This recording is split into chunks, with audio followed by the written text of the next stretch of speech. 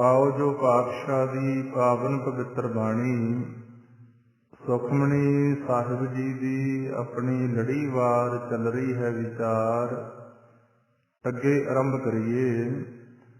अज आपां 19वीं अष्टपदी दे 8वें और अखीरले पदे की विचार करने का उद्यम उपराला कर रहे हैं। अज दे पावन बचना अंदर धन श्री गुरु अर्जन देव साहब जी महाराज साडे ते कृपा कर रहे हैं कि एको जप एको सलाहे एक सिमर एको मन आहे। क्योंकि संसार के अंदर आपां वेख रहे हैं जिहड़ा धर्म का रस्ता है इहदे अंदर जे पूर्ण तौर ते सानू तत दी विचार नहीं समझ आउंदी जां असीं संगत दे अंदर जाके अपने जीवन दे मनोरथ नूं समझण वास्ते यतन नहीं करते तां इंसान धर्म दे रस्ते चलदा होया भी अपने मूल परमेश्वर नूं नहीं चाहुंदा ते सुख दी प्राप्ति वास्ते बहुत सारे यतन किए जाते हैं। बहुत सारे धर्म ने संसार के अंदर बड़ियां संप्रदावां ने वो आपो अपने हिसाब के नाल परमेश्वर की पूजा करते हैं। कई उन्होंने आकारां दे अंदर पत्थर दीयां मूर्तां बना के उन्हां नूं पूज रहा। कोई उन्होंने सतवें असमान के अंदर पछों वाले पासे मनदा, कोई पूर्व हरद्वार वाले पासे मनदा। कहण तो भाव शुरू जिथों हुई सी गल, चाहे किसी भी धर्म का आपां ज्ञान ले लो, जिहड़े सच्चे पैगंबर होए आ उन्हां ने सानू आकार तो हट के जो निराकार है अपना मूल उहनूं जपण दा ते उहदी सेवा सिमरन करन दा हुक्म दिता। ते ज्यों-ज्यों संसार दे अंदर तत दी विचार घटदी गई, धर्म का जिहड़ा ज्ञान है इहदे च अधूरापन आ गया। तां धर्म के जिहड़े टीचर आपां कह सकते हैं जिन्हां तो आपां सिੱਖਿਆ लेनी, उन्हां ने सानू परमात्मा के नाम ते ही वंड दिता गया। यही कारण है कि बहुत समा कई बार ये भारत खंड की धरती के उपर धर्मां दे नाम के उपर कि साडा रब आह जी असी इहनूं मनदे हां, झगड़े खड़े होए ते मनुखता का बहुत बड़ा घान भी होया। ते जिहड़े फिर समझदार लोग उन्हां ने तां मालिक दी सानू उस शक्ति दे नाल जोड़िया जिन्हों किसी ने नूर कहता, किसी ने राम कहता, किसी ने अल्लाह कहता, किसी ने खुदा कहता। अपनी जुबान जो आपां बोलते हैं बोली उस भाषा अनुसार जिहदे असंख नाम ने, पर सानू भेद दिता गया। जिवें मुसलमान भाईचारा वो नूर कहते आ, अब्बल अल्लाह नूर उपाया कुदरत के सब बंदे एक नूर ते सब जग उपजया कौन भले को मंदे। किसी ने रमैया कहता, किसी ने मुरारी कहता, जानी कि आपो अपनी बोली के हिसाब के नाल उस परमेश्वर नूं जाणिया। ते सानू फिर भेद सारे धर्मां वाले यही दे रहे आ कि जो साडा मूल है, जिथों ये सारी सृष्टि पैदा हुई है, ਉਹਦਾ कोई आकार नहीं है, रूप नहीं है, रेख नहीं है, रंग नहीं है, जमदा नहीं मरदा नहीं, सदा वास्ते आद सच जुगाद सच है भी सच नानक होसी भी सच। हुण जिन्ना चिर असी उस मालिक की जानकारी नहीं लेंदे, असी धर्म के रस्ते आके भी उस परिपूर्ण परमात्मा की कृपा के पात्र नहीं बनते। ਇਸੇ ਕਰਕੇ ਕਲਗੀਧਰ ਪਾਤਸ਼ਾਹ ਹਰ ਰੋਜ਼ ਸਾਨੂੰ ਨਿਤਨੇਮ ਦੀਆਂ ਬਾਣੀਆਂ 'ਚ ਸਮਝਾਉਂਦੇ ਨੇ ਕਿ ਕੋ ਬਤਾਨ ਕੋ ਪੂਜਤ ਹੈ ਪਸ, ਕੋ ਮਰਤਾਨ ਕੋ ਪੂਜਨ ਧਾਇਓ, ਕੋਰ ਕਿਰਿਆ ਉਰਜਿਓ ਸਭ ਹੀ ਜਗ, ਸ੍ਰੀ ਭਗਵਾਨ ਕੋ ਭੇਦ ਨਾ ਪਾਇਓ। ਅੱਜ ਦੇ ਪਾਵਨ ਬਚਨਾਂ ਅੰਦਰ ਪਾਤਸ਼ਾਹ ਸਾਨੂੰ ਇਹੋ ਹੀ ਸਮਝਾ ਰਹੇ ਆ ਕਿ ਭਾਈ ਜੇ ਤੂੰ ਜਪਣਾ ਹੈ ਤਾਂ ਕਿਹਨੂੰ ਜਪ? ਮਹਾਰਾਜ ਜੀ ਕਹਿੰਦੇ ਇੱਕੋ ਜਪ। ਜੇ ਤੂੰ ਉਹਦੀ ਸਿਫਤ ਸਲਾਹ ਕਰਨੀ ਆ ਤਾਂ ਕਿਹਦੀ ਕਰ? ਇੱਕੋ ਜਪ, ਇੱਕੋ ਸਲਾਹੇ। ਉਸ ਸੁਦੀਵੀ ਪਰਮੇਸ਼ਰ ਨੂੰ ਜਪਿਆ ਕਰ ਤੇ ਉਹਦੀ ਸਿਫਤ ਕਰਿਆ ਕਰ। ਏਕ ਸਿਮਰ ਇੱਕੋ ਮਨ ਆਹੇ। ਆਹੇ ਕਹਿੰਦੇ ਨੇ ਤਾਂਘ ਨੂੰ। ਤੇ ਤੇਰੇ ਮਨ ਦੇ ਅੰਦਰ ਉਸ ਇੱਕ ਪਰਮਾਤਮਾ ਨੂੰ ਮਿਲਣ ਦੀ ਕੋਈ ਤਾਂਘ ਹੋਵੇ, ਤੜਫ ਹੋਵੇ, ਤੇ ਉਸ ਇੱਕ ਨੂੰ ਹੀ ਤੂੰ ਸਿਮਰਨਾ। ਤੇ ਜਦੋਂ ਅਸੀਂ ਇਸ ਗੱਲ ਤੇ ਪਹੁੰਚ ਜਾਂਦੇ ਹਾਂ ਕਿ ਏਕ ਸਕੇ ਗੁਣ ਗਾਓ ਅਨੰਤ, ਤੁਸੀਂ ਪ੍ਰਮਾਤਮਾ ਦੇ ਗੁਣ ਗਾਉਣੇ ਨੇ, ਬੇਅੰਤ ਨੇ, ਗਾ ਨਹੀਂ ਸਕਦੇ। ਇੱਕ ਜੀਵ ਜਿੰਨੀਆਂ ਮਰਜ਼ੀ ਜੀਵਾਂ ਹੋਣ, ਉਸ ਪਰਮੇਸ਼ਰ ਦਾ ਅੰਤ ਨਹੀਂ ਪਾਇਆ ਜਾ ਸਕਦਾ। ਤੁਸੀਂ ਉਹਦੇ ਗੁਣ ਗਾ ਸਕਦੇ ਹੋ, ਬੇਅੰਤ ਗੁਣ ਨੇ। ਮਨ ਤਨ ਜਾਪ ਏਕ ਭਗਵੰਤ, ਤੁਸੀਂ ਮਨ ਕਰਕੇ ਤੇ ਤਨ ਕਰਕੇ ਏਕ ਉਸ ਭਗਵੰਤ ਪਰਮਾਤਮਾ ਨੂੰ ਜਪਣਾ। ਤੇ ਸਤਿਗੁਰੂ ਪਾਤਸ਼ਾਹ ਸਾਨੂੰ ਬੜੇ ਪਿਆਰ ਦੇ ਨਾਲ ਗੁਰਬਾਣੀ ਦੇ ਅੰਦਰ ਜਗ੍ਹਾ ਜਗ੍ਹਾ ਸਮਝਾ ਰਹੇ ਆ। ਜਿਸ ਤਰ੍ਹਾਂ ਆਪਾਂ ਕੱਲ ਪੂਰਨਮਾਸ਼ੀ ਦਾ ਦਿਹਾੜਾ ਲੰਘਿਆ ਤੇ ਜਿਹੜਾ ਚੰਦਰਮਾ ਦੇ ਹਿਸਾਬ ਦੇ ਨਾਲ ਹੈ, ਉਹ ਪੂਰਨਮਾਸ਼ੀ ਵਾਲੇ ਦਿਨ ਮਹੀਨਾ ਪੂਰਾ ਹੋ ਜਾਂਦਾ ਤੇ ਉਦੋਂ ਬਾਅਦ ਫਿਰ 1 2 3 4 ਇਹ ਸਿੱਟਾਂ ਚੱਲਦੀਆਂ। ਇਸੇ ਤਰ੍ਹਾਂ ਧੰਨ ਸ੍ਰੀ ਗੁਰੂ ਨਾਨਕ ਦੇਵ ਸਾਹਿਬ ਮਹਾਰਾਜ ਦੇ ਘਰ ਨੇ ਸਾਨੂੰ ਬੜੇ ਪਿਆਰ ਦੇ ਨਾਲ ਸਮਝਾਇਆ, ਕਿਉਂਕਿ ਬਹੁਤ ਸਾਰੇ ਲੋਕ ਥਿੱਤਾਂ ਦੇ ਹਿਸਾਬ ਦੇ ਨਾਲ ਚੱਲਦੇ ਆ ਕਿ ਇਸ ਥਿੱਤ ਨੂੰ ਅਸੀਂ ਇਹ ਕੰਮ ਕਰਨਾ, ਕੋਈ ਏਕਮ, ਕੋਈ ਦੂਜ, ਕੋਈ ਤੀਜ, ਕੋਈ ਜਿਹੋ ਜਿਹਾ ਕਿਸੇ ਦਾ ਹੈ, ਉਸ ਹਿਸਾਬ ਨਾਲ ਲੋਕ ਮਨਾਉਂਦੇ ਦਿਹਾੜੇ। ਤੇ ਪਾਤਸ਼ਾਹ ਨੇ ਸਾਨੂੰ ਬੜੇ ਪਿਆਰ ਦੇ ਨਾਲ ਸਮਝਾਇਆ ਕਿ ਏਕਮ ਏਕੰਕਾਰ ਨਿਰਾਲਾ। ਏਕਮ ਦਾ ਹਵਾਲਾ ਦੇ ਕੇ ਸਾਨੂੰ ਸਮਝਾ ਰਹੇ ਆ ਕਿ ਜਿਹੜਾ ਸਾਡਾ ਮਾਲਕ ਹੈ ਏਕਮ ਏਕੰਕਾਰ ਨਿਰਾਲਾ, ਕਿ ਜਿਹਦੀ ਭਾਈ ਤੁਸੀਂ ਅੰਸ਼ ਹੋ, ਉਹ ਇੱਕ ਓੰਕਾਰ ਆ ਤੇ ਨਿਰਾਲਾ। ਅਮਰ ਅਜੂਨੀ, ਮਹਾਰਾਜ ਕਹਿੰਦੇ ਉਹ ਸਦਾ ਵਾਸਤੇ ਅਮਰ ਹੈ, ਜੂਨਾਂ ਦੇ ਅੰਦਰ ਨਹੀਂ ਆਉਂਦਾ। ਅਮਰ ਅਜੂਨੀ, ਜਾਤ ਨਾ ਜਾਲਾ, ਉਹਦੀ ਕੋਈ ਜਾਤ ਨਹੀਂ ਹੈ ਤੇ ਨਾ ਉਹਦੇ ਉੱਪਰ ਆ ਮਾਇਆ ਦਾ ਜਾਲ ਪੈਂਦਾ। ਜਿਹੜੀ ਮਾਇਆ ਦੇ ਜਾਲ ਦੇ ਅੰਦਰ ਸਾਰੀ ਸ੍ਰਿਸ਼ਟੀ ਉਸ ਪਰਮੇਸ਼ਰ ਨੂੰ ਮਾਇਆ ਪੈਣ ਕਰਕੇ ਭੁੱਲ ਚੁੱਕੀ ਆ। ਪਰ ਪਾਤਸ਼ਾਹ ਗੁਰੂ ਨਾਨਕ ਦੇ ਘਰ ਨੇ ਸਾਨੂੰ ਇਹ ਸਮਝਾਇਆ ਕਿ ਏਕਮ ਏਕੰਕਾਰ ਨਿਰਾਲਾ, ਅਮਰ ਅਜੂਨੀ, ਜਾਤ ਨਾ ਜਾਲਾ। ਇੱਥੇ ਕੋਈ ਅਮਰ ਹੀ ਨਹੀਂ ਹੈ। ਹਰੇਕ ਇਨਸਾਨ ਜਿਹੜਾ ਵੀ ਆਕਾਰ ਦੇ ਅੰਦਰ ਪੈਦਾ ਹੋਇਆ, ਉਹਦਾ ਇੱਕ ਦਿਨ ਮੌਤ ਜ਼ਰੂਰ ਹੋਣੀ ਹੈ। ਤੇ ਜਾਂ ਫਿਰ ਉਹ ਮਨ ਅਮਰ ਹੋ ਜਾਂਦੇ ਆ ਜਿਨ੍ਹਾਂ ਨੇ ਪ੍ਰਮਾਤਮਾ ਦੀ ਕਿਰਪਾ ਦੇ ਨਾਲ ਉਸ ਵਸਤੂ ਨੂੰ ਪ੍ਰਾਪਤ ਕਰ ਲਿਆ ਜਿਸ ਨੂੰ ਆਪਾਂ ਪੜ੍ਹਦੇ ਹਾਂ ਅੰਮ੍ਰਿਤ ਪੀਵੈ ਅੰਮ੍ਰਿਤ ਹੋਏ। ਉਹਨਾਂ ਨੇ ਮਾਲਕ ਦੀ ਬੰਦਗੀ ਕਰਕੇ ਉਸ ਵਸਤੂ ਦੀ ਪ੍ਰਾਪਤ ਕਰ ਲਈ। ਉਹਨਾਂ ਦੇ ਮਨ ਵੀ ਉਸ ਮਾਲਕ ਦੇ ਅੰਦਰ ਅਭੇਦ ਹੋ ਕੇ ਅਮਰ ਹੋ ਗਏ, ਕਿਉਂਕਿ ਮਹਾਰਾਜ ਜੀ ਸਾਨੂੰ ਵਡਿਆਈ ਕਰਕੇ ਸਮਝਾਇਆ ਏਕਮ ਏਕੰਕਾਰ ਨਿਰਾਲਾ, ਅਮਰ ਅਜੂਨੀ, ਜਾਤ ਨਾ ਜਾਲਾ। ਉਹ ਜੂਨਾਂ ਦੇ ਅੰਦਰ ਨਹੀਂ ਆਉਂਦਾ।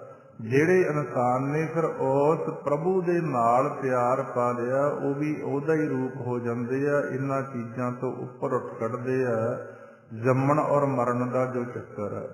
ਜਾਤ ਨਾ ਜਾਲਾ, ਨਾ ਪਰਮੇਸ਼ਰ ਦੀ ਕੋਈ ਜਾਤ ਤੇ ਨਾ ਉਹਦੇ ਉੱਪਰ ਇਹ ਮਾਇਆ ਦਾ ਜਾਲ ਪੈਂਦਾ।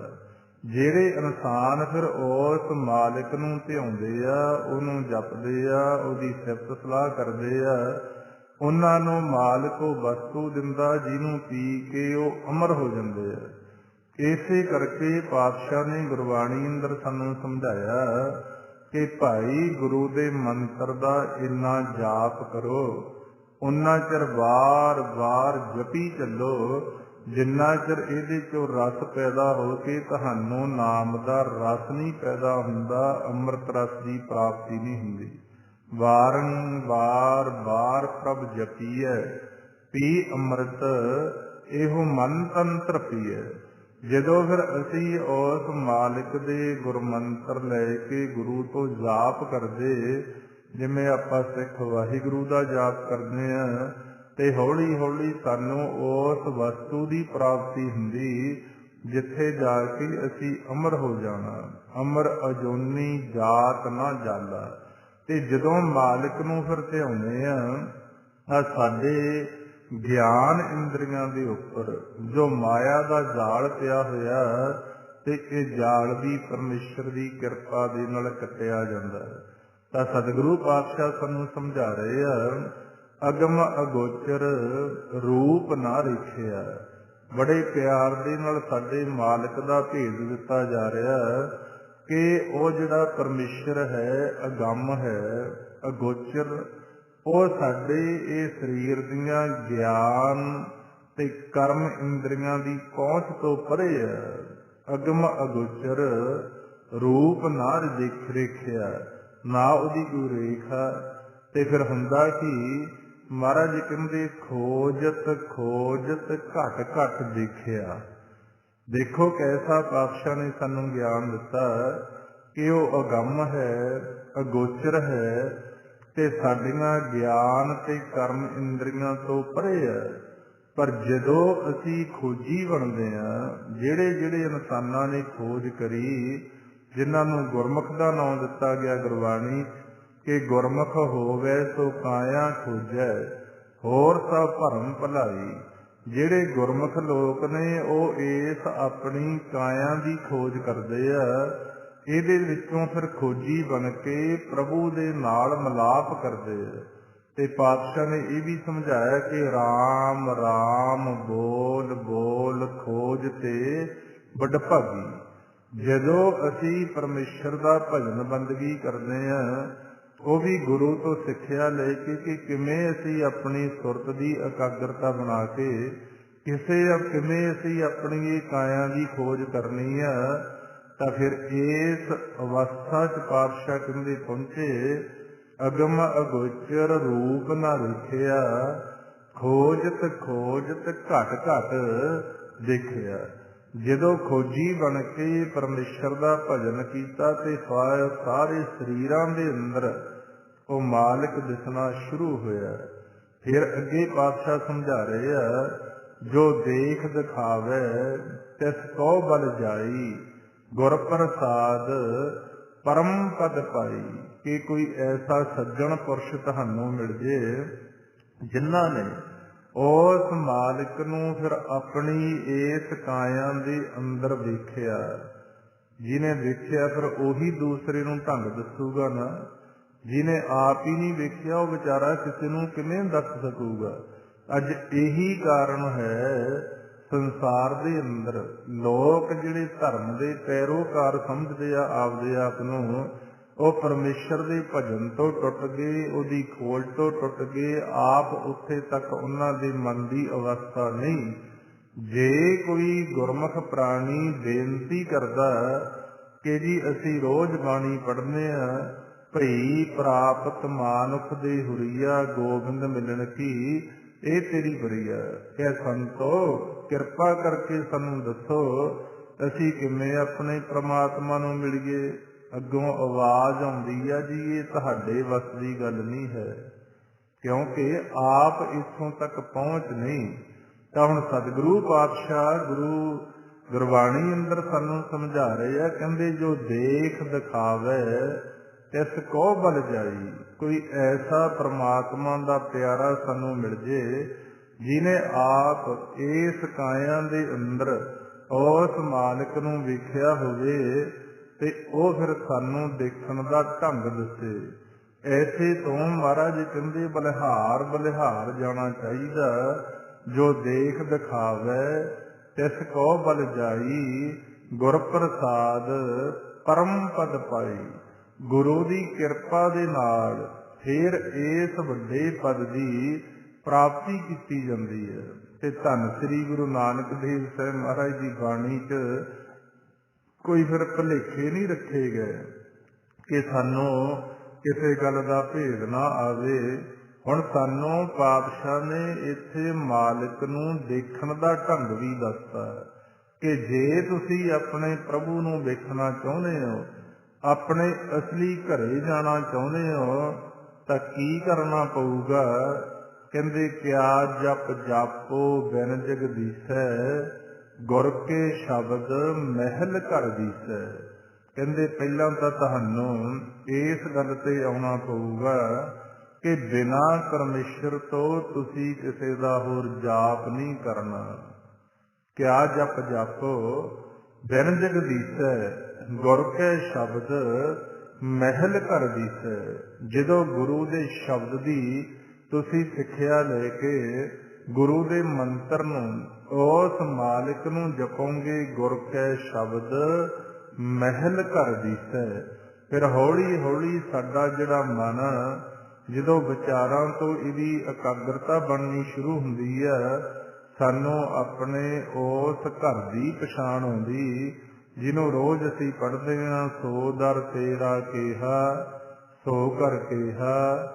ਜਿਤਬੈ ਸਰਬ ਸੰਭਾਲੇ ਵਾਜੇ ਤੇਰੇ ਨਾਦ ਅਨੇਕ ਅਸੰਖਾ ਕੀਤੇ ਤੇਰੇ ਬਾਵਨ ਹਾਰੇ। ਜਿਉਂ ਜਿਉਂ ਅਸੀਂ ਗੁਰੂ ਦੇ ਸ਼ਬਦ ਨੂੰ ਜਪੀ ਚੱਲਾਂਗੇ, ਸਾਡਾ ਜਿਹੜਾ ਮਨ ਹੈ, ਸਾਡੀ ਜਿਹੜੀ ਸੁਰਤ ਹੈ, ਉਹ ਮਾਲਕ ਦੇ ਘਰ ਦੇ ਅੰਦਰ ਤੇ ਦਰ ਦੇ ਨੇੜੇ ਪਹੁੰਚ ਜੂਗੀ। ਜਿਉਂ ਹੀ ਸਾਡਾ ਮਨ ਦਰ ਦੇ ਨੇੜੇ ਪਹੁੰਚੂਗਾ, ਉਹ ਮਾਲਕ ਦੇ ਦਰ ਤੇ ਜਿਹੜੇ ਵੱਜ ਰਹੇ ਸ਼ਬਦ ਨੇ ਉਹ ਸਾਨੂੰ ਸੁਣਨੇ ਸ਼ੁਰੂ ਹੋ ਜਾਣਗੇ। ਇਸ ਕਰਕੇ ਪਾਤਸ਼ਾਹ ਨੇ ਸਾਨੂੰ ਸਾਵਧਾਨ ਕੀਤਾ, ਕਿਆ ਜਪ ਜਾਪੋ ਬਿਨ ਜਗਦੀਸੈ। ਗੁਰ ਕੈ ਸ਼ਬਦ ਮਹਿਲ ਘਰ ਦੀਸੈ। ਜਦੋਂ ਤੁਸੀਂ ਗੁਰੂ ਦੇ ਸ਼ਬਦ ਦੀ ਕਮਾਈ ਕਰੋਗੇ, ਤੁਹਾਨੂੰ ਉਸ ਮਹਿਲ ਦੀ ਜਾਣਕਾਰੀ ਵੀ ਆ ਜਾਊਗੀ, ਉਸ ਘਰ ਦੀ ਜਾਣਕਾਰੀ ਵੀ ਆ ਜਾਊਗੀ ਜਿਸ ਨੂੰ ਗੁਰਬਾਣੀ ਦੇ ਅੰਦਰ ਥਿਰ ਘਰ ਦਾ ਨਾਮ ਦਿੱਤਾ ਗਿਆ, ਨਿਜ ਘਰ ਦਾ ਨਾਮ ਦਿੱਤਾ ਗਿਆ, ਨਿਜ ਮਹਿਲ ਦਾ ਨਾਮ ਦਿੱਤਾ ਗਿਆ। ਜਿੱਥੇ ਪਹੁੰਚਣ ਤੋਂ ਬਾਅਦ, ਜਿੱਥੇ ਬੈਠਣ ਤੋਂ ਬਾਅਦ ਸਾਡੇ ਜਿਹੜੇ ਕਾਰਜ ਨੇ ਉਹ ਮਾਲਕ ਨੇ ਆਪ ਸਵਾਰਨੇ ਹੁੰਦੇ ਆ। ਜਿਸ ਨੂੰ ਆਪਾਂ ਪੜ੍ਹਦੇ ਹਾਂ, ਥਿਰ ਘਰ ਬੈਠੋ ਹਰਿ ਜਨ ਪਿਆਰੇ, ਸਤਿਗੁਰ ਤੁਮਰੇ ਕਾਜ ਸਵਾਰੇ। ਦੁਸ਼ਟ ਦੋਤ ਪਰਮੇਸ਼ਰ ਮਾਰੇ, ਜਨ ਕੀ ਪੈਜ ਰੱਖੀ ਕਰਤਾਰੇ। ਹੁਣ ਸਤਿਗੁਰੂ ਪਾਤਸ਼ਾਹ ਇਸੇ ਕਰਕੇ ਸਾਨੂੰ ਸਮਝਾ ਰਹੇ ਆ ਕਿ ਭਾਈ ਜੇ ਜਪਣਾ ਤਾਂ ਕਿਹਨੂੰ ਜਪੋ। ਇੱਕੋ ਜਪ ਇੱਕੋ ਸਲਾਹੇ, ਏਕ ਸਿਮਰ ਇੱਕੋ ਮਨ ਆਹੇ। ਏਕ ਸਕੇ ਗੁਣ ਗਾਓ ਅਨੰਤ, ਮਨ ਤਨ ਜਾਪ ਏਕ ਭਗਵੰਤ। ਜਦੋਂ ਵੀ ਤੁਸੀਂ ਪ੍ਰਭੂ ਦੇ ਰਸਤੇ ਚੱਲਣਾ, ਉਦੋਂ ਜਦੋਂ ਜਾਪ ਤੁਸੀਂ ਕਰਨਾ, ਉਦੋਂ ਇੱਕ ਪਰਮਾਤਮਾ ਦਾ ਹੀ ਜਾਪ ਕਰਨਾ। ਉਦੋਂ ਕਿਸੇ ਆਕਾਰ ਦਾ ਧਿਆਨ ਨਹੀਂ ਕਰਨਾ ਕਿ ਸਾਡਾ ਰੱਬ ਇਹੋ ਜਿਹਾ, ਸਾਡਾ ਰੱਬ ਇਹੋ ਜਿਹਾ। ਨਹੀਂ ਭਾਈ, ਨਿਰਾਕਾਰ ਨੂਰ ਪ੍ਰਕਾਸ਼ ਰੂਪ। ਇਸੇ ਕਰਕੇ ਗੁਰੂ ਨਾਨਕ ਦੇ ਘਰ ਨੇ ਸਾਨੂੰ ਸਿੱਖਿਆ ਦਿੱਤੀ ਆ ਕਿ ਜਦੋਂ ਤੁਸੀਂ ਗੁਰਮੰਤਰ ਦਾ ਅਭਿਆਸ ਕਰਨਾ, ਕਿਸੇ ਆਕਾਰ ਦਾ ਧਿਆਨ ਨਹੀਂ ਕਰਨਾ ਤੇ ਆਪਣੀ ਆਵਾਜ਼ ਦੇ ਅੰਦਰ ਧਿਆਨ ਰੱਖ ਕੇ ਜਦੋਂ ਸਿਮਰਨ ਕਰੋਗੇ ਤੇ ਤੁਹਾਡੀ ਇਕਾਗਰਤਾ ਬਣਨੀ ਸ਼ੁਰੂ ਹੋ ਜੂਗੀ। ਜਿਹਨੂੰ ਮਹਾਰਾਜ ਸਮਝਾ ਰਹੇ ਹਨ, ਧੁਨ ਮੈਂ ਧਿਆਨ, ਧਿਆਨ ਮੈਂ ਜਾਣਿਆ, ਗੁਰਮੁਖ ਅਕਥ ਕਹਾਣੀ। ਜਦੋਂ ਅਸੀਂ ਆਪਣੀ ਆਵਾਜ਼ ਦੇ ਅੰਦਰ ਧਿਆਨ ਰੱਖ ਕੇ ਪ੍ਰਮਾਤਮਾ ਦਾ ਭਜਨ ਕਰਾਂਗੇ, ਹੌਲੀ ਹੌਲੀ ਸਾਡੇ ਧਿਆਨ ਦੀ ਇਕਾਗਰਤਾ ਹੋ ਜਾਊਗੀ। ਧਿਆਨ ਦੇ ਅੰਦਰ ਜਾ ਕੇ ਫਿਰ ਉਸ ਮਾਲਿਕ ਦੇ ਇਸ ਖੇਲ ਨੂੰ ਜਾਣਿਆ ਜਾਂਦਾ। ਗੁਰ ਕੇ ਸ਼ਬਦ ਮਹਿਲ ਘਰ ਦਿਸੈ। ਤਾਂ ਸਤਿਗੁਰੂ ਪਾਤਸ਼ਾਹ ਸਾਨੂੰ ਸਮਝਾ ਰਹੇ ਆ, ਜਦੋਂ ਅਸੀਂ ਇਸ ਵਿਧੀ ਦੇ ਨਾਲ ਸਾਡੇ ਮਨ ਦੇ ਅੰਦਰ ਤਾਂਘ ਬਣ ਗਈ, ਏਕ ਸਿਮਰ ਏਕੋ ਮਨ ਆਹੇ। ਜਦੋਂ ਅਸੀਂ ਧਰਮ ਦੇ ਕਰਮ ਕਰਕੇ ਪਰਮੇਸ਼ਰ ਦਾ ਭਜਨ ਕਰਾਂਗੇ ਤੇ ਤੜਫ ਕੀ ਹੋਣੀ ਚਾਹੀਦੀ ਆ ਕਿ ਇਹਨਾਂ ਕਰਮਾਂ ਕਰਨ ਦੇ ਨਾਲ ਸਾਨੂੰ ਸਾਡੇ ਮਾਲਕ ਦਾ ਮਿਲਾਪ ਹੋ ਜੇ। ਕਿਉਂ? ਜੇ ਅਸੀਂ ਇਸ ਕਾਰਜ ਤੋਂ ਖੁੰਝ ਗਏ, ਚੰਗੀ ਗੱਲ ਆ, ਧਰਮ ਦੇ ਜਿੰਨੇ ਕਰਮ ਨੇ ਸਾਡੇ ਸਹਾਇਕ ਨੇ, ਪਰ ਇੱਕ ਗੱਲ ਦਾ ਖਿਆਲ ਰੱਖਣਾ ਪਊਗਾ, ਜੇ ਅਸੀਂ ਆਪਣੇ ਮਾਲਿਕ ਦੇ ਅੰਦਰ ਅਭੇਦ ਹੋਣਾ ਨਹੀਂ ਸਿੱਖੇ ਤਾਂ ਸਾਡਾ ਇੱਕ ਵਾਰ ਜਨਮ ਫੇਰ ਹੋਊਗਾ। ਜਿੰਨਾ ਚਿਰ ਉਸ ਮੂਲ ਦੇ ਅੰਦਰ ਪਰਮੇਸ਼ਰ ਦੇ ਨਾਮ ਦੇ ਅੰਦਰ ਸਮਾਉਣਾ ਨਹੀਂ ਸਿੱਖਦੇ, ਉਨਾ ਚਿਰ ਜੰਮਣ ਔਰ ਮਰਨ ਦਾ ਚੱਕਰ ਨਹੀਂ ਕੱਟਿਆ ਜਾਵੇਗਾ। ਇਸ ਕਰਕੇ ਪਾਤਸ਼ਾਹ ਗੁਰਬਾਣੀ ਗੁਰੂ ਅੰਦਰ ਸਾਨੂੰ ਵਾਰ-ਵਾਰ ਸਮਝਾ ਰਹੇ ਆ ਕਿ ਭਾਈ ਐਸਾ ਪਿਆਰ ਪ੍ਰਮਾਤਮਾ ਦੇ ਨਾਲ ਪਾ ਲਓ, ਤੁਹਾਡਾ ਜਿਹੜਾ ਧਿਆਨ ਆ, ਜਦੋਂ ਤੁਹਾਡਾ ਆਖਰੀ ਸਮਾਂ ਆਉਣਾ, ਉਸ ਪਰਮਾਤਮਾ ਦੇ ਨਾਲ ਜੁੜ ਜੇ ਜਿਹੜੇ ਕਾਰਜ ਵਾਸਤੇ ਤੁਹਾਨੂੰ ਇਹ 84 ਲੱਖ ਜੂਨ ਦੀ ਸਰਦਾਰੀ ਮਾਨਸ ਦਾ ਜਾਮਾ ਮਿਲਿਆ, ਉਸ ਦੀ ਤੁਸੀਂ ਪ੍ਰਾਪਤੀ ਕਰ ਲਓ। ਆਪਣੇ ਜੀਵਨ ਦੀ ਬਾਜੀ ਜਿੱਤ ਕੇ ਚਲੇ ਜਾਓ, ਕਿਤੇ ਹਾਰ ਨਾ ਜਾਓ। ਤਾਂ ਸਤਿਗੁਰੂ ਪਾਤਸ਼ਾਹ ਫਿਰ ਸਮਝਾ ਰਹੇ ਆਪਾਂ ਨੂੰ, ਏਕਸ ਕੇ ਗੁਣ ਗਾਓ ਅਨੰਤ, ਮਨ ਤਨ ਜਾਪ ਏਕ ਭਗਵੰਤ, ਏਕੋ ਏਕ ਏਕ ਹਰ ਆਪ, ਪੂਰਨ ਪੂਰ ਰਹਿਓ ਪ੍ਰਭ ਵਿਆਪ। ਕਿ ਜਿੰਨਾ ਵੀ ਆ ਸੰਸਾਰ ਤੁਸੀਂ ਵੇਖ ਰਹੇ ਹੋ, ਇਹ ਸਾਰਾ ਉਸ ਮਾਲਿਕ ਦਾ ਪਸਾਰਾ ਪਸਰਿਆ ਹੋਇਆ। ਹਰੇਕ ਜਗ੍ਹਾ ਉਹ ਵਿਆਪ ਰਿਹਾ, ਨਿਰਗੁਣ ਰੂਪ ਦੇ ਅੰਦਰ ਵੀ ਤੇ ਸਰਗੁਣ ਰੂਪ ਦੇ ਅੰਦਰ ਵੀ। ਉਹ ਤੋਂ ਬਿਨਾ ਕੁਝ ਹੋਰ ਹੈ ਹੀ ਨਹੀਂ ਉੱਥੇ। ਮਹਾਰਾਜ ਪਾਤਸ਼ਾਹ ਗੁਰਬਾਣੀ ਅੰਦਰ ਆਪਾਂ ਨੂੰ ਸਮਝਾ ਰਹੇ ਆ ਨਾ, ਗੁਰੂ ਗੋਬਿੰਦ ਸਿੰਘ ਜੀ ਮਹਾਰਾਜ, ਏਕ ਰੂਪ ਅਨੇਕ ਦਰਸ਼ਨ, ਕੀਨ ਰੂਪ ਅਨੇਕ, ਖੇਲ ਖੇਲ ਅਖੇਲ ਖੇਲਨ, ਅੰਤ ਕੋ ਫਿਰ ਏਕ। ਇੱਕ ਦੇ ਵਿੱਚੋਂ ਸਾਰੀ ਖੇਡ ਚੱਲ ਰਹੀ ਹੈ। ਰੱਬ ਕਰੇ ਕੱਲ ਨੂੰ ਜੇ ਕਿਤੇ ਉਹਦਾ ਕਿਤੇ ਵਿਚਾਰ ਬਣ ਗਿਆ ਕਿ ਸ੍ਰਿਸ਼ਟੀ ਖਤਮ ਕਰ ਦਿਓ, ਸਾਰੇ ਉਹਦੇ ਅੰਦਰ ਹੀ ਸਮਾ ਜਾਣਗੇ। ਇੱਕ ਦੇ ਵਿੱਚੋਂ ਹੀ ਪੈਦਾ ਹੋਏ ਆ ਤੇ ਇੱਕ ਦੇ ਵਿੱਚ ਹੀ ਸਮਾ ਜਾਣਗੇ। ਪਤਾ ਨਹੀਂ ਕਿੰਨੇ ਕੁ ਵਾਰ ਇਹ ਖਿਲਾਰਾ ਪ੍ਰਮਾਤਮਾ ਨੇ ਸ੍ਰਿਸ਼ਟੀ ਦਾ ਬਣਾਇਆ ਤੇ ਕਿੰਨੇ ਕੁ ਵਾਰ ਇਕੱਠਾ ਕੀਤਾ। ਕਈ ਵਾਰ ਪਸਰਿਓ ਪਸਾਰ। ਮਹਾਰਾਜ ਕਹਿੰਦੇ ਇੱਕ ਵਾਰ ਨਹੀਂ ਹੈ, ਪਤਾ ਨਹੀਂ ਕਿੰਨੇ ਕੁ ਵਾਰ। ਆ ਜਿਹੜੀ ਸ੍ਰਿਸ਼ਟੀ ਆਪਾਂ ਵੇਖ ਰਹੇ ਹਾਂ, ਇਹ ਪ੍ਰਮਾਤਮਾ ਨੇ ਬਣਾਈ ਤੇ ਫਿਰ ਇਹ ਖਤਮ ਕੀਤੀ। ਸ਼ਬਦ ਚੋਂ ਹੀ ਪ੍ਰਗਟ ਕਰਤੇ ਤੇ ਸ਼ਬਦ ਦੇ ਨਾਲ ਹੀ ਖਤਮ ਕਰਤੇ। ਉਤਪਤ ਪਰਲੋਂ ਸ਼ਬਦੇ ਹੋ ਗਏ, ਸ਼ਬਦੇ ਹੀ ਫਿਰ ਉਪਤ ਹੋ ਗਏ। ਤਾਂ ਸਤਿਗੁਰੂ ਪਾਤਸ਼ਾਹ ਸਮਝਾ ਰਹੇ ਆਪਾਂ ਨੂੰ ਕਿ ਏਕੋ ਏਕ ਏਕ ਹਰ ਆਪ, ਪੂਰਨ ਪੂਰ ਰਹਿਓ ਪ੍ਰਭ ਵਿਆਪ, ਅਨਕ ਵਿਸਤਾਰ ਏਕ ਤੇ ਭਏ। ਮਹਾਰਾਜ ਕਹਿੰਦੇ ਹੁਣ ਜੋ ਵੀ ਤੁਸੀਂ ਵੇਖ ਰਹੇ ਹੋ, ਜਿੰਨਾ ਵੀ ਵਿਸਤਾਰ ਆ, ਜਿੰਨਾ ਵੀ ਇਹ ਸ੍ਰਿਸ਼ਟੀ ਆ, ਪੈਦਾ ਕਿੱਥੋਂ ਹੋਈ? ਅਨਕ ਵਿਸਤਾਰ ਏਕ ਤੇ ਭਏ। ਇਹ ਸਾਰੇ ਇੱਕ ਪ੍ਰਭੂ ਦੇ ਵਿੱਚੋਂ ਹੀ ਪੈਦਾ ਹੋਏ ਆ ਤੇ ਏਕ ਅਰਾਧ ਪਰਾਸ਼ਤ ਗਏ। ਹੁਣ ਆਪਾਂ ਨੂੰ ਬੜਾ ਸੌਖਾ ਕਰ ਕਰਕੇ ਸਮਝਾ ਰਹੇ ਆ ਕਿ ਇੱਕ ਦੇ ਵਿੱਚੋਂ ਹੀ ਸਾਰੀ ਸ੍ਰਿਸ਼ਟੀ ਪੈਦਾ ਹੋਈ ਆ। ਫਿਰ ਜਿਨ੍ਹਾਂ ਨੇ ਤਾਂ ਉਸ ਇੱਕ ਦੀ ਅਰਾਧਨਾ ਕੀਤੀ, ਉਹ ਤਾਂ ਉਹਦੇ ਇੱਕ ਦੇ ਨਾਲ ਜੁੜ ਗਏ, ਤੇ ਜਿਨ੍ਹਾਂ ਨੇ ਵੀ ਨਹੀਂ ਕੀਤੀ, ਉਹ ਫਿਰ ਸੰਸਾਰ ਦੇ ਅੰਦਰੋਂ ਪਛਤਾ ਕੇ ਜਾਂਦੇ ਆ। ਕਿਉਂਕਿ ਸਮਾਂ ਦੁਬਾਰੇ ਕੋਈ ਸੌਖਾ ਨਹੀਂ ਮਿਲ ਜਾਂਦਾ। ਇਹ ਤਾਂ ਗੱਲ ਵੱਖਰੀ ਆ ਜਦੋਂ ਕਿਸੇ ਇਨਸਾਨ ਕੋਲੇ ਕੋਈ ਵਸਤੂ ਹੁੰਦੀ ਆ ਉਹਦੀ ਆਪਾਂ ਬਹੁਤੀ ਕਦਰ ਨਹੀਂ ਕਰਦੇ। ਹੁਣ ਮਾਨਸ ਦਾ ਜਾਮਾ ਮਿਲਿਆ, ਬਾਣੀ ਨਾ ਪੜ੍ਹਨ ਕਰ, ਨਾ ਪੜ੍ਹਨ ਕਾਰਨ, ਜਾਂ ਪੜ੍ਹ ਕੇ ਨਾ ਸੁਣਨ ਕਾਰਨ, ਜਾਂ ਸੁਣ ਕੇ ਨਾ ਮੰਨਣ ਕਾਰਨ ਅਸੀਂ ਇਹ ਮਾਨਸ ਜਾਮੇ ਦਾ ਬਹੁਤਾ ਕੀਮਤ ਨਹੀਂ ਜਾਣਦੇ। ਜਦੋਂ ਪਾਤਸ਼ਾਹ ਦੀ ਬਾਣੀ ਦੁਆਰਾ ਫਿਰ ਆਪਾਂ ਪੜ੍ਹਦੇ ਕਿ ਸੌਖਾ ਤਾਂ ਮਿਲਿਆ ਨਹੀਂ ਹੈ। ਫਿਰਤ ਫਿਰਤ ਬਹੁਤੇ ਯੁੱਗ ਹਾਰਿਓ। ਮਹਾਰਾਜ ਕਹਿੰਦੇ ਤੁਹਾਨੂੰ ਫਿਰਦਿਆਂ ਫਿਰਦਿਆਂ ਨੂੰ ਕਈ ਯੁੱਗ ਲੱਗੇ, ਪਤਾ ਨਹੀਂ ਕਿਵੇਂ ਮਾਲਕ ਨੇ ਤੁਹਾਡੇ ਤੇ ਤਰਸ਼ ਕਰਕੇ ਤੁਹਾਨੂੰ ਇਹ ਸਮਾਂ ਦਿੱਤਾ। ਫਿਰਤ ਫਿਰਤ ਬਹੁਤੇ ਯੁੱਗ ਹਾਰਿਓ, ਮਾਨਸ ਦੇਹ ਲਹੀ। ਮਿਲੀ ਕਾਹਦੇ ਵਾਸਤੇ? ਨਾਨਕ ਕਹਿਤ ਮਿਲਣ ਕੀ ਬਰੀਆ, ਸਿਮਰਤ ਕਹਾ ਨਹੀਂ। ਕਿ ਤੁਹਾਨੂੰ ਆਪਣੇ ਮਾਲਕ ਨੂੰ ਮਿਲਣ ਦੀ ਵਾਰੀ ਆ ਭਾਈ, ਫਿਰ ਕਾਹਤੋਂ ਨਹੀਂ ਉਹਦਾ ਜਾਪ ਕਰਦੇ?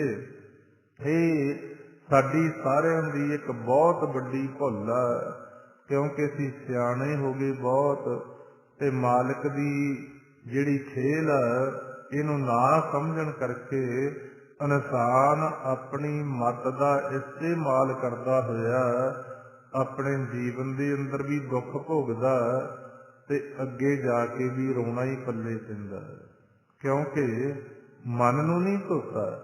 ਤੇ ਪਾਤਸ਼ਾਹ ਗੁਰਬਾਣੀ ਅੰਦਰ ਸਮਝਾ ਰਹੇ ਆ, ਬਾਹਰ ਧੋਏ ਅੰਤਰ ਮਨ ਮੈਲਾ, ਦੋਏ ਠੌਰ ਆਪਣੇ ਖੋਏ। ਇਹਾਂ ਕਾਮ ਕ੍ਰੋਧ ਮੋਹ ਵਿਆਪਿਆ, ਆਗੇ ਮੁਸ ਮੁਸ ਰੋਏ। ਕਿ ਇਹ ਤਨ ਵੱਲ ਹੀ ਖਿਆਲ ਰੱਖਿਆ, ਤਨ ਦੀ ਸਫਾਈ, ਤਨ ਦਾ ਪਹਿਨਣਾ, ਬੜੇ ਸ਼ਿੰਗਾਰ ਕੀਤੇ ਜਾਂਦੇ ਆ ਸਰੀਰਾਂ ਦੇ ਉੱਪਰ। ਕਈ ਵਾਰ ਧਰਮ ਦੇ ਚਿੰਨ੍ਹ ਵੀ ਗ੍ਰਹਿਣ ਕਰ ਲਏ ਜਾਂਦੇ ਆ, ਪਰ ਜਿਹੜਾ ਇਹਦੇ 'ਚ ਰਹਿਣ ਵਾਲਾ ਉਹਦੇ ਤੇ ਮੈਲ ਲੱਗੀ ਹੋਈ ਹੈ।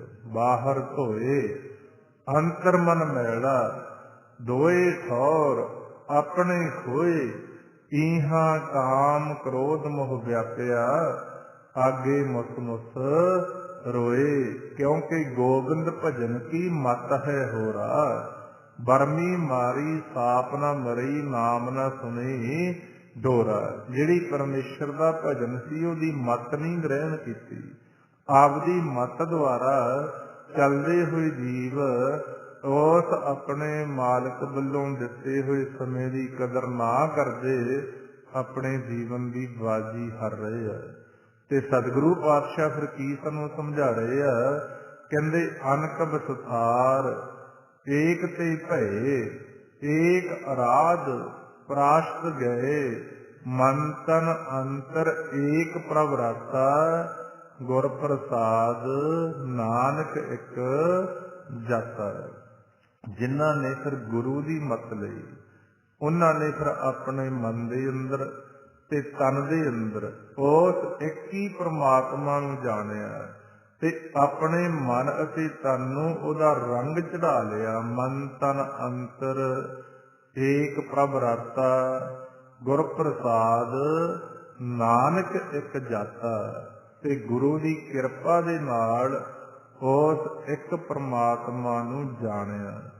ਇਸੇ ਕਰਕੇ ਗੁਰੂ ਪਿਆਰੀ ਸਾਧ ਸੰਗਤ ਧੰਨ ਸ੍ਰੀ ਗੁਰੂ ਗ੍ਰੰਥ ਸਾਹਿਬ ਦੀ ਜਿਹੜੀ ਬਾਣੀ ਆ ਉਹ ਪਾਤਸ਼ਾਹ ਗੁਰੂ ਨਾਨਕ ਦੇਵ ਸਾਹਿਬ ਮਹਾਰਾਜ ਨੇ ਇੱਕ ਤੋਂ ਸ਼ੁਰੂ ਕੀਤੀ ਹੈ ਕਿ ਸਾਡਾ ਸਾਰਿਆਂ ਦਾ ਮੂਲ ਇੱਕੋ ਹੀ ਆ, ਇੱਕ ਓੰਕਾਰ, ਉਹਦੇ ਤੋਂ ਸਾਰੇ ਆਕਾਰ ਪੈਦਾ ਹੋਏ ਆ।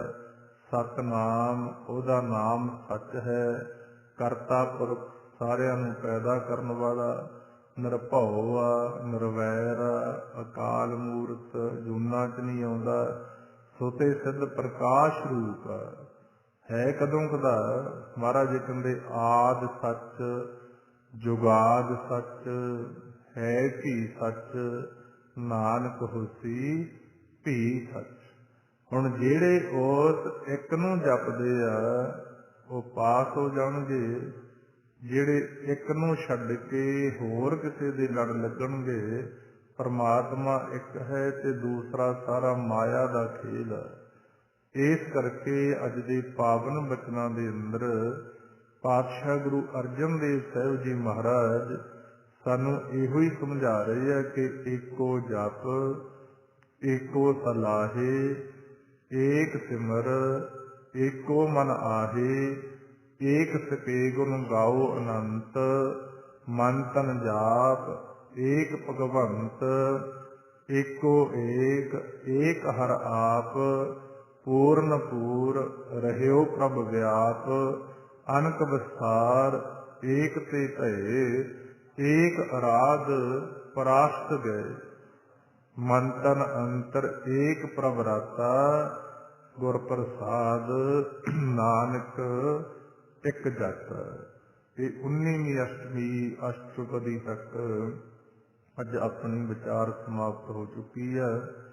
ਕੱਲ ਨੂੰ ਆਪਾਂ ਵਾਹਿਗੁਰੂ ਜੀ ਕਿਰਪਾ ਕਰਨ ਤੇ 20ਵੀਂ ਅਸ਼ਟਪਦੀ ਦੀ ਜਿਹੜੀ ਵਿਚਾਰ ਹੈ ਉਹਨੂੰ ਆਰੰਭ ਕਰ ਲਾਂਗੇ। ਆਓ ਫਿਰ ਜੋ ਪਾਤਸ਼ਾਹ ਦੇ ਆਪਾਂ ਨੂੰ ਬਚਨ ਨੇ ਆਪਾਂ ਆਪਣੇ ਮਾਲਕ ਪਰਮਾਤਮਾ ਨੂੰ ਜਪੀਏ, ਜਿਹਨੂੰ ਆਪਾਂ ਵਾਹਿਗੁਰੂ ਕਹਿ ਕੇ ਜਪਦੇ ਹਾਂ, ਤੇ ਸਾਸ ਗਰਾਸ ਵਿਧੀ ਦੁਆਰਾ ਗੁਰਮੰਤਰ ਦਾ ਅਭਿਆਸ ਕਰੀਏ। ਹਾਂਜੀ, ਕਰੋ ਜੀ ਸ਼ੁਰੂ। ਵਾਹਿਗੁਰੂ ਵਾਹਿਗੁਰੂ ਵਾਹਿਗੁਰੂ ਵਾਹਿਗੁਰੂ ਵਾਹਿਗੁਰੂ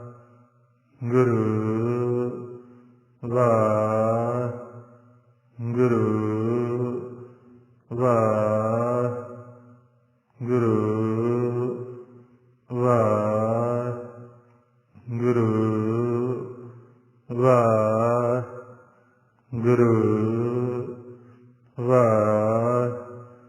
ਵਾਹਿਗੁਰੂ ਵਾਹਿਗੁਰੂ